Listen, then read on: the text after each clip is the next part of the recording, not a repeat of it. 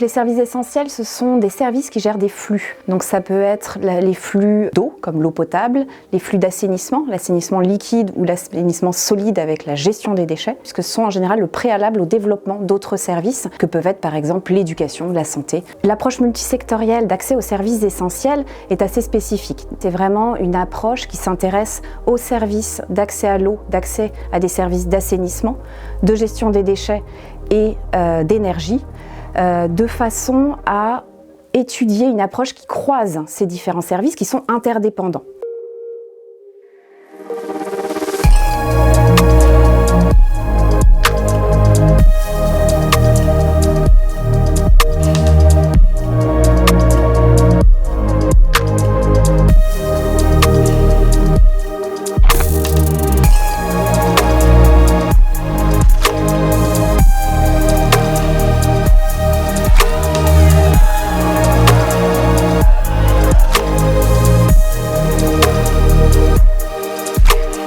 Quand on a commencé à déployer cette approche multisectorielle, le but premier était vraiment d'améliorer la vie quotidienne sur tous les aspects qu'on pouvait favoriser. Une femme qui avait accès à l'eau, puis qui avait accès aux toilettes, avait plus de temps pour s'occuper de la gestion des déchets, elle avait plus de temps pour réfléchir à comment elle pourrait cultiver des tomates ou cultiver des légumes. Et donc en mettant en place tous ces volets d'action, on s'est rendu compte que l'impact serait démultiplié.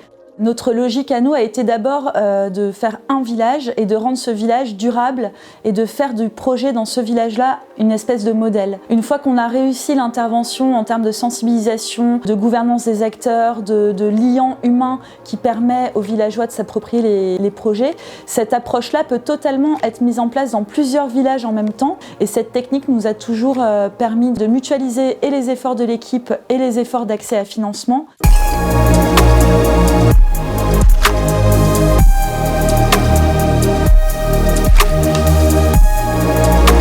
Nous avons identifié que c'est mieux de travailler sur l'assainissement liquide et l'assainissement solide parce que ça touche l'environnement dans les collectivités.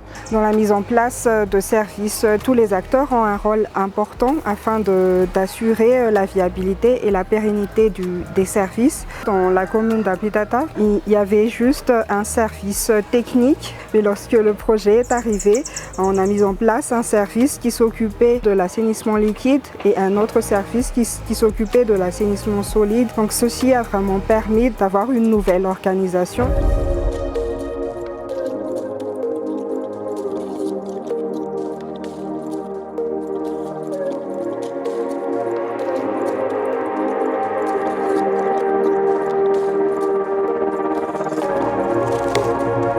Nous avons réussi d'abord à élaborer le schéma directeur eau potable. Ensuite, nous avons élaboré le schéma directeur déchets.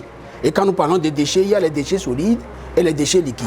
Pour ce qui concerne la réalisation de ces deux schémas directeurs, il doit y avoir un renforcement de capacité des acteurs sur le projet, plus précisément des agents communaux, pour que tout le monde puisse alors jouer convenablement son rôle. Et aussi que le conseil municipal prenne aussi ses responsabilités financières.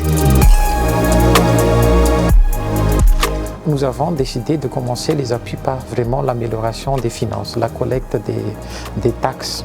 Parce que sans finances, sans trésorerie forte, on ne peut pas offrir des services de qualité à la population.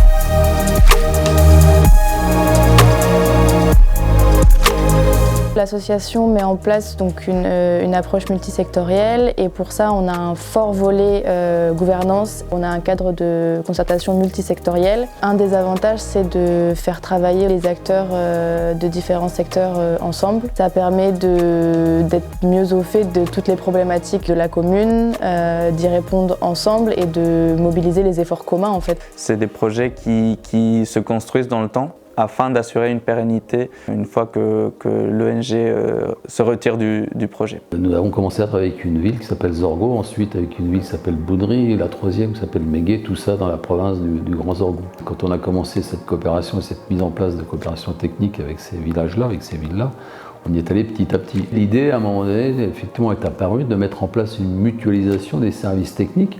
Les techniciens servent aussi bien aux 3 collectivités que je viens de vous citer. Ça crée une émulation, je dirais, au sein de ces collectivités. Et ça leur permet de faire des économies puisqu'il y a une mutualisation des services.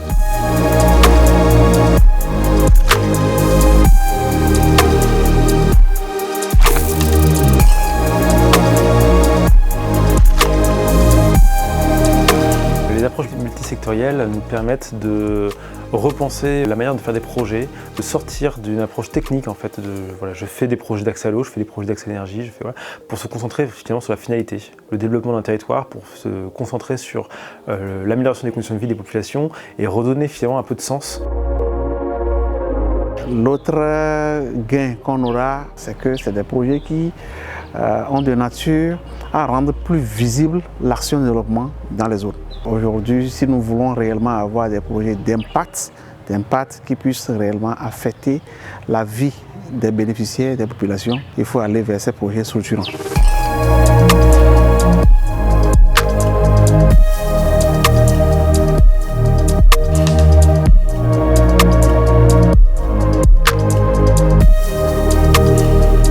Nous avons des projets qui intègrent l'électricité, l'eau, l'assainissement. Et aujourd'hui, en termes d'avantages, ça nous évite soit de dire que nous avons l'électricité mais on n'a pas d'eau, on n'arrive pas à bien travailler, ou que nous avons l'eau, nous avons l'électricité mais nos objets, nous ne savons pas où les détruire et comment les détruire. Et ceci nous aide, nous aussi en tant que personnels de santé, à pouvoir respecter un certain nombre de critères. Si je prends l'exemple d'une femme qui accouche, on nous demande de la surveiller au moins 112 heures. Mais lorsque cette femme n'a pas de l'eau pour se doucher, lorsqu'elle n'a pas de toilettes où aller se soulager, naturellement, quand elle demande à partir, vous n'avez pas les moyens de la retenir. Alors effectivement, cela génère des complexités qu'il faut pouvoir identifier à la conception du projet et en tenir compte dans la mise en œuvre. Il ne s'agit pas de se rétracter derrière les limites, mais plutôt de trouver des solutions, des innovations qui permettent de les aborder.